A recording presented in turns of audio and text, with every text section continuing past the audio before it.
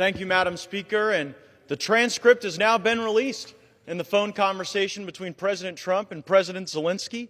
And the evidence is clear, unfortunately, that the Speaker of the House of Representatives has been functionally catfished into a politically fatal impeachment proceeding based on rumors, based on faulty evidence, and based on a bloodlust for the president politically that does not serve our nation well. Let me give you the high points. There is no quid pro quo between President Trump and President Zelensky for anything, much less military aid. There is no 8 times a reference to Joe Biden. I think the Wall Street Journal will have a good deal of retracting to do today. And in fact, President Zelensky himself identifies the rooting out of corruption as the reason for his election. Early on in the conversation between President Trump and President Zelensky says, we here in the Ukraine are trying to drain the swamp, much in the way you are working to drain the swamp in the United States of America. This wasn't a call about leverage. This wasn't a call about threats. This was a mutually appreciative and mutually laudatory call between two leaders who are trying to clean up some of the garbage in their respective countries that has polluted politics. Now, the president does ask for a favor from President Zelensky, but the favor is on behalf of our nation.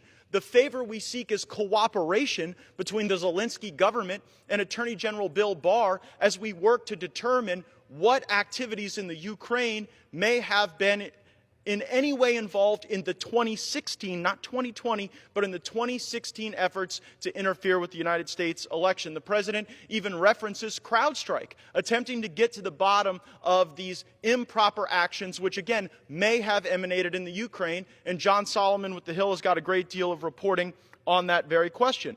Zelensky ran against corruption. And thus it would be only appropriate that in a conversation about that election victory, they would discuss and reference what are obviously mutual goals between the United States and the Ukraine to have the world safer for democracy. Now, the president also mentions Mayor Rudy Giuliani. And let me be clear about this. Mayor Giuliani has every right to go to the Ukraine and try to ascertain whether or not activities in that country were harming his client as a result of the corrupt connections which may have existed between the DNC and some elements in Ukraine. I feel like we've been here before. House Democrats told us it was all about collusion. We had to wait for the Mueller report. Well, when the Mueller report falls flat on collusion, then it's all about obstruction of justice. Until Robert Mueller comes and testifies, and that falls flat, then it's all about abuse of power. Until the Democrats go to court and are unable to make the case in court that there's been an abuse of power. And now, lo and behold, it's all about the Ukraine. Well, you know what? I saw this movie as it related to Russia. I didn't like it very much, and I doubt I'm going to enjoy the cheap Ukrainian knockoff. The Speaker has embraced these concerns, and I fear that her embrace of impeachment does great damage to the House of Representatives, because there may be a time where we have to solemnly exercise our impeachment powers because there is true crime or corruption, and the Speaker's actions have embarrassed the United States Congress, and they harm our entire country. President Zelensky, in this call, indicates that he will conduct an investigation into corruption. It's a promise not only that he made to President Trump, but that he made to his own citizens. And in that promise, President Zelensky says that any investigation will be both open and candid.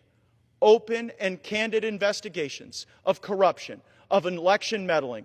I sure would like to see that level of candidness and openness in our House of Representatives, and certainly my greatest hope is that the Attorney General's investigation into the corrupt origins of the efforts to smear the President of the United States will be exposed, and those responsible will go to jail. That is how we restore honor to this House. That is how we solve some of the great and heal some of the great wounds that were inflicted on this body by the Speaker yesterday. Maybe next time the radical left will wait for the facts before engaging in a reflexive, fact-free impeachment.